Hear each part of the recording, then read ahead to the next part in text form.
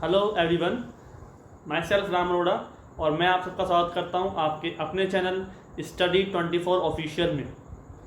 Students, जैसे हम पढ़ रहे थे पहले मैथमेटिक्स को लेकर, ठीक है। मैथमेटिक्स में हमारे पास हमने एक टॉपिक कंप्लीट किया था और वो हमारा टॉपिक क्या था? नंबर सिस्टम, ठीक है।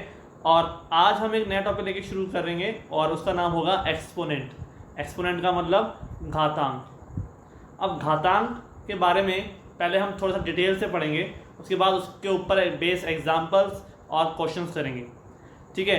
देखो, प्रैक्टिस तो आपको पूरी साथ करनी होगी, बिना प्रैक्टिस के तो कुछ होता नहीं है। और जैसा कि अभी पता भी चला है कि हम डेट जो है फॉर्म फिल करने की वो भी आगे बढ़ा दी गई है, ठीक है। जिसने भी DCSB के लिए बता रहा हूँ, ठीक है, उन्होंने अगर अभी फॉर्म नहीं भरा है तो TGT के जो और PRT वगैरह के जो निकले हुए फॉर्म, उसकी जो डेट है वो 4 जुलाई कर दी गई है। तो स्टूडेंट्स, हम यहाँ पर क्या करने वाले थे कि जो घातांक है, नंबरों का घातांक यानी कि किसी संख्या के ऊपर घात लगाना, ठीक है, पावर लगाना, ये सब क्या कहलाता है?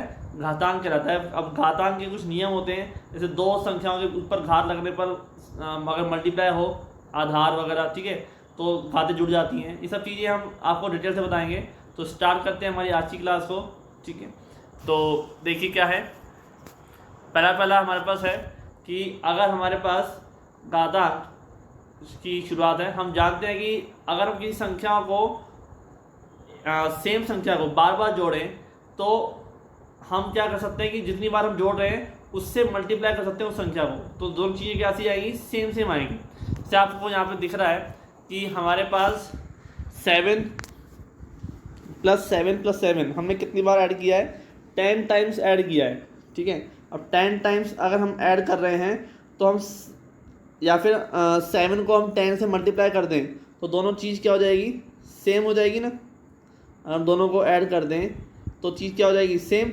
या तो हम 7 + 7 + 7 करें तो 7 7 14, 14 + 7 21, 21 + 7 28, ठीक है। ऐसा करते जाएं तो भी एंड में 70 आएगा 10 बार करने पर, ठीक है।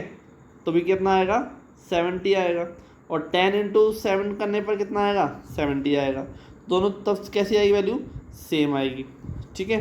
तो इसके बाद इस हिसाब से क्या है कि ये घातांक के नियम के अकॉर्डिंग है कि अर्थात यदि कोई संख्या a है, हमने माना है, स्वयं के साथ कुछ निश्चित बार, ठीक है, कुछ निश्चित फॉर्म में n बार जोड़ी जाती है तो उसका जो परिणाम है उस संख्या तथा निश्चित बार का गुणनफल होता है, ठीक है।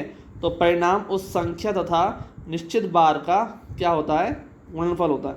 अतः a + a + a को अगर मैं n बार जोड़ूँ, ठीक है, a + a + a को अगर मैं n बार जोड़ूँ तो क्या आ जाएगा? a × n के बराबर आ जाएगा, ठीक है। वो a × n के बराबर आएगा। तो यह नियम क्या होता है? यह नियम होता है योगफल का नियम होता है, ठीक है। आप उसको चाहे n बार जोड़ो संख्या को, उसी संख्या को उसी में, या उसको n से मल्टीप्लाई कर दो, ठीक है। अब n की जगह यहाँ पे 10, 20, 50, 100 कितने हो सकते हैं, ठीक है। हमारी संख्या 5 है, उसको मैं 100 बार जोड़ूँ या फिर 100 से मल्टीप्लाई कर दूँ, वैल्यू क्या आ जाएगी? सेम आएगी, n की 500 आएगी। क्लियर? तो इसके हिसाब से हमारे पास ये टर्म बनेगी। इसी प्रकार यदि कोई संख्या a स्वयं के साथ कुछ निश्चित बार गुणा की जाती है, ठीक है, स्वयं के साथ अपने साथ कुछ निश्चित बार यानी कि n बार गुणा की जाती है तो परिणाम को संक्षेप लिखने का तरीका क्या कहलाता है? घातांक कहलाता है। देखो, सबसे सिंपल सी डेफिनेशन बताई मैंने आपको यहाँ पे कि अगर आप किसी संख्या को, निश्चित संख्या को n बार गुणा करोगे उसी से, ठीक है। यहाँ पर हम क्या कर रहे थे? प्लस कर रहे थे। अब हम क्या कर रहे हैं? गुणा कर रहे हैं। a को a से हम n बार गुणा कर रहे हैं तो हम क्या लिख सकते हैं? उसको a की पावर n लिख सकते हैं। जैसे a की जगह पे मैं मान लेता हूँ आपके पास है 2, ठीक है, और आप 2 को 10 बार गुणा कर रहे हो, ठीक है। तो 10 संख्या बड़ी हो जाएगी। मैं यहाँ पे 2 को 4 बार ही गुणा करता हूँ अभी, ठीक है। तो 2 को मैं 4 बार गुणा करूँगा तो कितना आएगा? 16 आएगा। या फिर मैं 2 की पावर 4 कर दूँ तो भी कितना आएगा? 16 आएगा, ठीक है भाई। 2 × 2 × 2 × 2 तो 2 × 2 = 4, 4 × 2 = 8, 8 × 2 = 16 और 2 की पावर 4 करोगे तब भी वैल्यू वही रहेगी, ठीक है। तो इसे हम क्या बोलते हैं, घातांक का नियम कहते हैं कि आप अगर किसी संख्या को उसी संख्या से जितनी बार मल्टीप्लाई कर रहे हो तो आप मल्टीप्लाई करने की बजाय उसको पावर के रूप में लिख दो, यानी कि घात के रूप में लिख दो। ठीक है, अब हम पढ़ते कैसे हैं, a की घात n पढ़ते हैं, बिल्कुल सही है।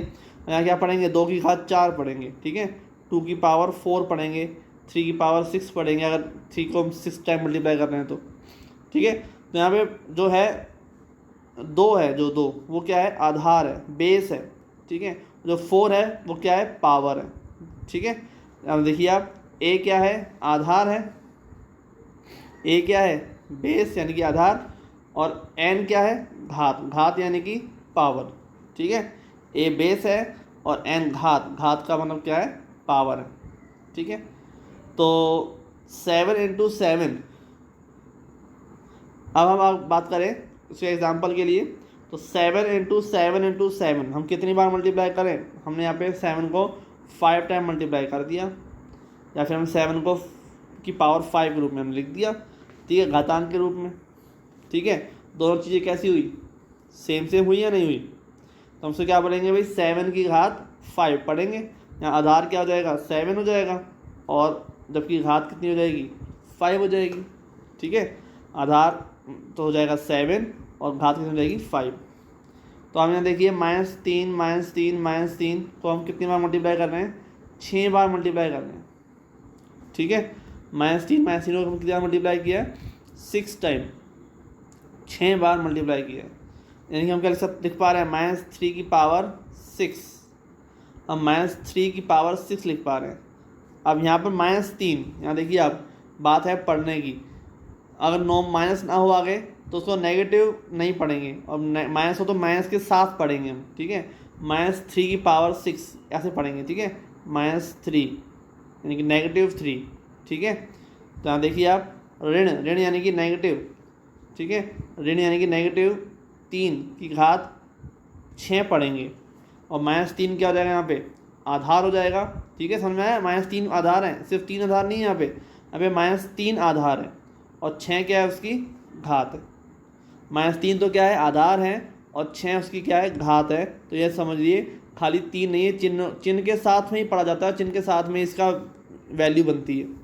ठीक है, तो यहाँ पे यह समझना भी आवश्यक है कि -a की पावर जो m है, यहाँ क्या समझ रहे हैं, देखो -a की पावर जो m है वो, या फिर -a की पावर m, दोनों फ़र्क है ना, तो ब्रैकेट के अंदर है माइनस और ये ब्रैकेट के बाहर है, तो इन दोनों की वैल्यू जो है वो सेम नहीं होती, क्योंकि -a की पावर होल पावर m जो है वो, और एक a की पावर m के बाहर जो माइनस है, इसमें n के ऊपर डिपेंड करता है कि अगर m सम संख्या है तो ये बिल्कुल भी सेम नहीं हो सकती।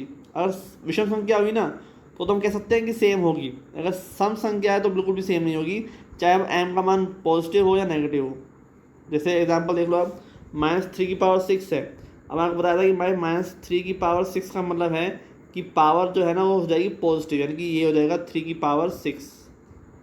ठीक है, और माइनस बाहर है और अंदर 3 की पावर 6 है, तो इसका मतलब तो क्या रहेगा, माइनस का चिन्ह तो आएगा ही आएगा, जबकि इस कंडीशन के अंदर माइनस का चिन्ह हट जाएगा। ठीक है, जब ब्रैकेट के अंदर माइनस होता है, पावर कैसी होती है, सम संख्या होती है, 2 4 6 वगैरह, तो फिर माइनस हट जाता है, माइनस फिर नहीं रहता उसमें। ठीक है, चाहे आप 6 की जगह -6 लगा लूँ, चाहे +6 लगा लूँ, उससे कोई फर्क नहीं पड़ेगा, लेकिन फ़र्क पड़ेगा उसके सम या विषम होने का। तो इस कंडीशन की बात कर रहा हूँ, ये कंडीशन कभी भी आपस में बराबर नहीं हो सकती, चाहे आप कितना भी इसको मतलब देख लीजिए। हाँ, बराबर हो सकती है अगर 6 की जगह पे मैं 7 लिख दूँ या 5 लिख दूँ। ठीक है, यानी कि संख्या कैसी हो, पावर वाली विषम हो जाए, अगर पावर वाली संख्या विषम हो जाए तो काम बन सकता है।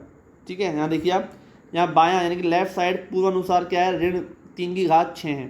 ठीक है, ऋण 3 का मतलब कि -3 की पावर कितनी है, 6 है, जबकि दायां यानी कि राइट जो है वो 3 की घात +3 की घात 6 का क्या है, ऋणात्मक मान है।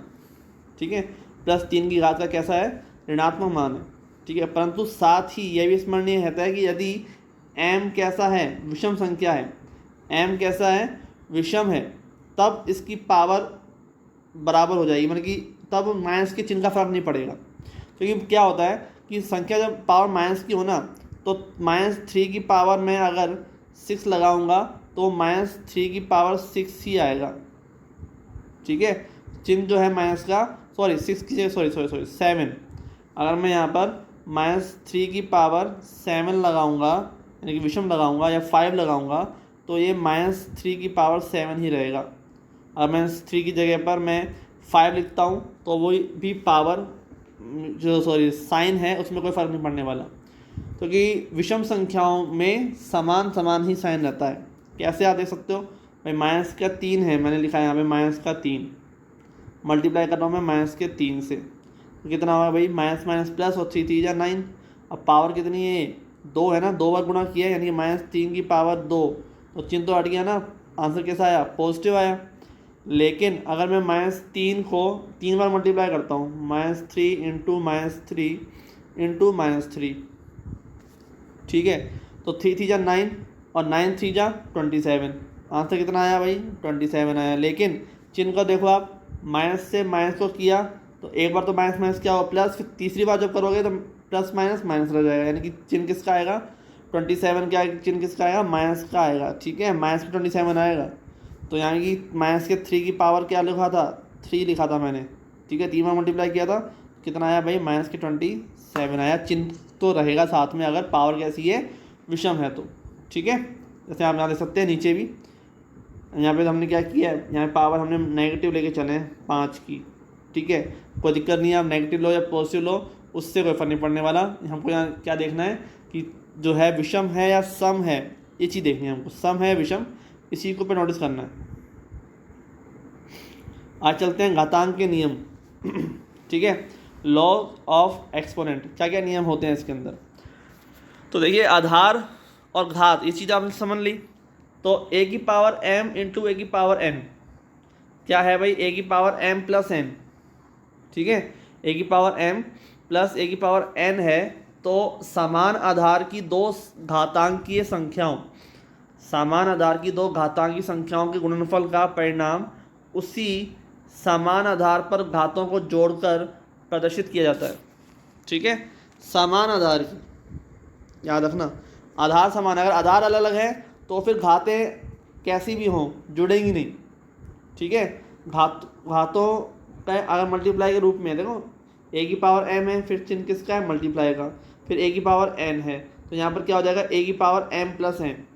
ठीक है, जैसे देखो यहाँ पे 7 की पावर 6 और 7 की पावर 2 दोनों जुड़ के क्या हो जाएंगी, 6 + 2 8 हो जाएगी ना।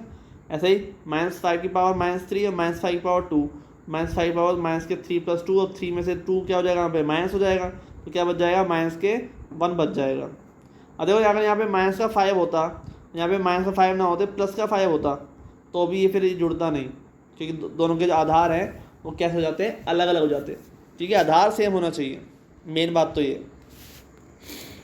आगे चलते हैं, तो a की पावर m की जो है, हाँ सेकेंड जो रूल है ये क्या रहा है, सेकेंड रूल क्या कहता है भाई हमारे पास, कि a की power m equal to 1/a की पावर -m, यानी कि हम अगर घात के साथ में आधार को ऊपर नीचे ले आएँ तो वे उल्टा हो जाएगा, यानी कि चिन्हों का परिवर्तन हो जाएगा, यानी कि प्लस का माइनस हो जाएगा। और सेम ऐसे अगर नीचे है ऊपर ले आते हैं तो चिन्ह चेंज हो जाएंगे। ठीक है, तो हम किसी घातांक की संख्या को अंश से हर में या हर से अंश में स्थानांतरित करते हैं तो घात का चिन्ह क्या है, बदल जाता है, जबकि आधार में कोई परिवर्तन नहीं होता। ठीक है, आधार में कोई परिवर्तन नहीं होता, आधार तो वही के वही रहेगा। मतलब कि अब देखो यहाँ 7 की पावर -3 लिखा है, तो ऐसा नहीं कि नीचे -7 की पावर 3 हो जाएगा। ठीक है, 7 की पावर 3 लिखा है मैंने, ऐसा थोड़ा ना कि नीचे आने पर 7 भी जो है माइनस हो जाएगा और 3 भी माइनस का हो जाएगा। 7 तो 7 ही रहेगा, 7 तो 7 रहेगा, पावर की जो साइन है ना वो हो जाएगा चेंज, पावर का जो साइन है वो चेंज हो जाएगा। ठीक है, अब देखो 1/-5 की पावर क्यूब, तो -5 की पावर -3। ठीक है, -5 की पावर -3, तो -5 की पावर क्यूब है, तो -5 की पावर -3। क्लियर। कोई दिक्कत नहीं।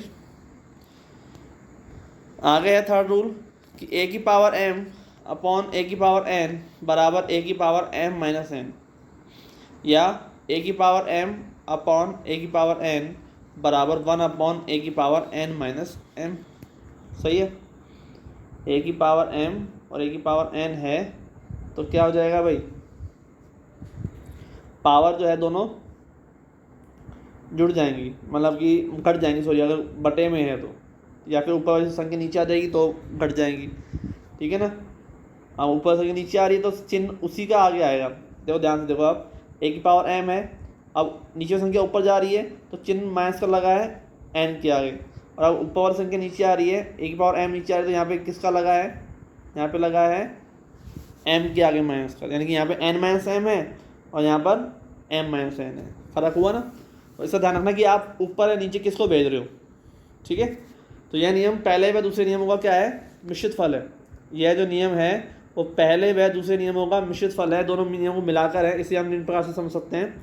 एग्जाम्पल से समझा रहा हूँ मैं आपको। 6⁻³ अपॉन 6⁻7। ठीक है, माइनस के जो 7 है ऊपर जाएगा तो क्या हो जाएगा, 6⁻³ इंटू 6⁻7। ठीक है, और 6⁻³ प्लस 7। अब देखो -3 कैसा है, छोटा है। ठीक है, और 7 कैसा है, बड़ा है, तो चिन्ह किसका आएगा, प्लस का आएगा, तो 6⁴। अब यहाँ पे जो रूल लगेगा वो कौन सा लगेगा मल्टीप्लाई में, और आधार कैसा है, दोनों के बेस कैसे हैं, सेम है, इसलिए घातें क्या होती है, जुड़ जाती हैं। ठीक है, तो घातें जुड़ जाती हैं। और यहाँ पर कौन सा रूल लिया है हमने, यहाँ पर हमने रूल लिया है जो पावर हमारे 6⁴ आई है ये ऊपर जा रहा है। ठीक है, 6⁻7 जो है ये ऊपर जा रहा है, देखो इसका रूल यहाँ पर ये आया है, ऊपर जाने वाला। और सेम नीचे वाले में क्या कर सकते हैं, 6⁻³ है और नीचे -3 को हम नीचे लेकर आए हैं तो 3 किसका हो गया, प्लस का हो गया, तो 3 इंटू 3 और -7 दोनों जुड़ जाएंगे, लेकिन चिन्ह किसका है, 6⁻4, नीचे -4 तो ऊपर क्या हो जाएगा, प्लस का 4। तो कैसे कर सकते हो आप, दोनों तरीके सही हैं करने के लिए। ठीक है, कैसे भी कर सकते हो। फिर चौथा नियम आता है हमारे पास। इस नियम से एक विशेष परिणाम प्राप्त होता है, जिससे हम निम्न प्रकार देखते हैं कि हम जानते हैं कि किसी शून्येतर संख्या को स्वयं से भारित करने पर परिणाम सदैव 1 प्राप्त होता है। ठीक है, किसी भी शून्येतर यानी कि शून्य वाली संख्या को स्वयं से भारित करने पर, खुद से भारित करने पर जो परिणाम है वो कैसा प्राप्त होता है, सदैव 1 प्राप्त होता है, 1। तो यहाँ पे देखिए आप 7,007 अपॉन 0,007 बराबर 1 और -5 to 5 इक्वल टू 1। दोनों संख्या सेम है तो वैल्यू क्या आएगी, 1 आएगी। मतलब क्या है, ऊपर और नीचे वैल्यू सेम हो, ए की पावर m, नीचे भी ए की पावर m, तो क्या होगा, 1 होगा। तो घातांक के तीसरे नियम का हम प्रयोग करते हैं बाएं तरफ, यानी कि m को भी ऊपर लेके जाते हैं, तो यहाँ पर ए की पावर m माइनस m हो जाएगा equal to 1। m minus m का मतलब क्या है, ए की पावर 0 और ए की पावर 0 इक्वल टू क्या होता है, 1 होता है। किसी भी संख्या की जो पावर है, घात है, वो अगर 0 होती है तो उसकी वैल्यू क्या होती है, हमेशा 1 होती है। 0 कब होगी, जब ऊपर और नीचे वाली संख्या कैसी होंगी, सेम होंगी। ठीक है, तो आगे चलते हैं।